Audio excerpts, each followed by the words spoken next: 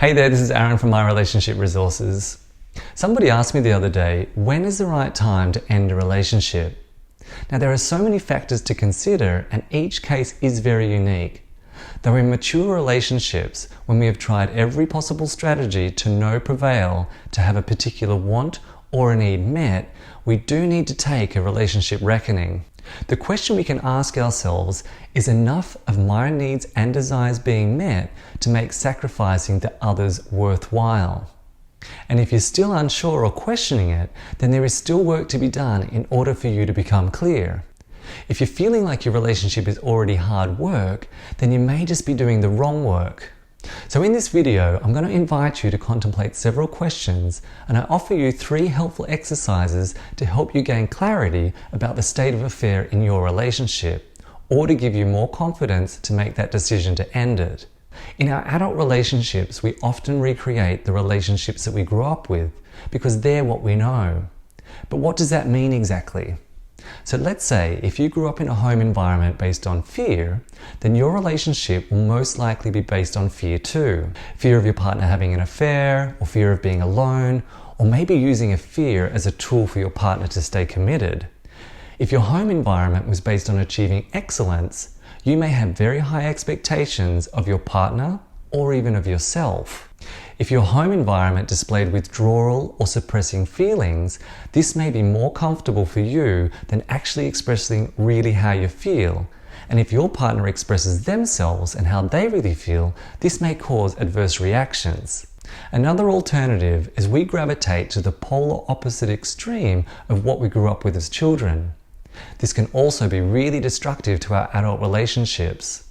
Here are several questions for you to contemplate in order for you to become clearer about if this is the right time for you to end your relationship or not. How realistic are your expectations of your partner, yourself, and your relationship? In the 21st century, we expect one person to fulfill the roles of what once was attained through an extended family or an entire village. We want a lover, we want a friend, a confidant, a problem solver, a perfect mother and father to our children, and possibly even a saint. Do you expect your partner to fit a certain mold that they are not? Is this causing frustration or anger? Do you or your partner expect too much of yourselves, leaving you frustrated and exhausted? Do you often behave in ways which are counter to that of your ideal relationship? The second is do you blame the things that your partner does or does not say or do for the way you feel and behave? The third is do you take responsibility for, judge, resist, or reject how your partner feels or behaves? If you answered yes to one or all of these questions, then there is definitely still work to be done to become clear about your relationship and when the right time to end it might be. If you answered no to all of these questions, it may very well be time for you to take that relationship reckoning and end the relationship. But off the grid, if you believe in any way that your relationship is psychologically or physically abusive, I strongly suggest that you contact local authorities or a support center. Don't hesitate to contact me if you're unsure. Now here are 3 things that you can do to start working on your relationship and see if there is still a chance of it surviving. The first, what are 3 things that you love or want to do but don't? Maybe it's dancing, meeting friends, reading, getting fit, drinking less alcohol, or eating well. I want you to make 3 dates with yourself to pursue these things in the next 3 weeks. Now if you're someone that already devotes lots of time to what you love and tend to neglect doing things as a couple, then make 3 dates as a couple. If you feel that your partner is neglecting themselves, encourage them to make 3 dates with themselves to do something that they love to do, but they don't. Do whatever it takes to make these 3 things happen. If you are serious, don't contemplate or hesitate to make this commitment.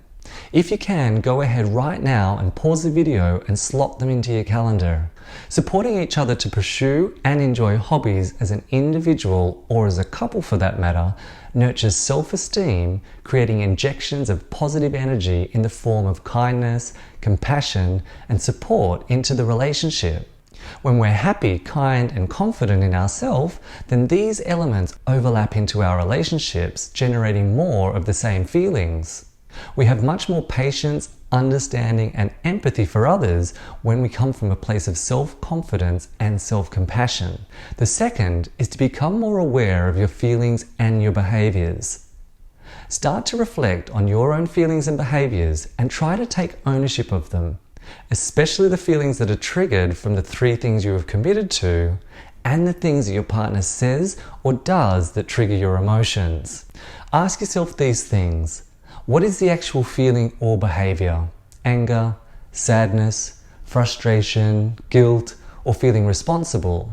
Is this behavior in any way familiar with ones that I grew up with?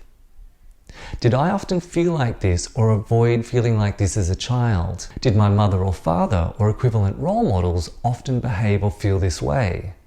Taking ownership of our own emotions is what happens in functional, mature relationships. Blaming someone for how we feel keeps us trapped in destructive old patterns and will definitely lead to disharmony and dissatisfaction.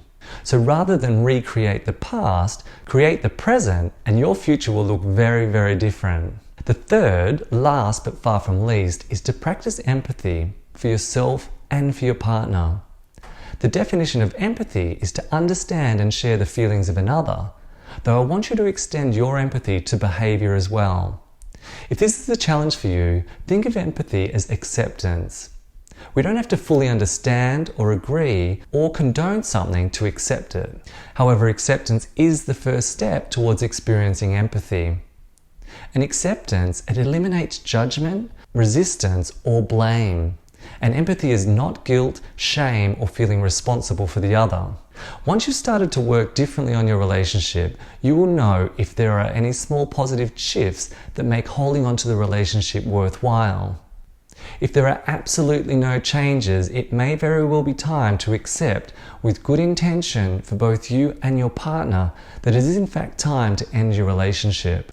If this video has been helpful or has opened up any questions for you, make sure that you use the comment box below and like or share this with anyone that you believe could be helpful for.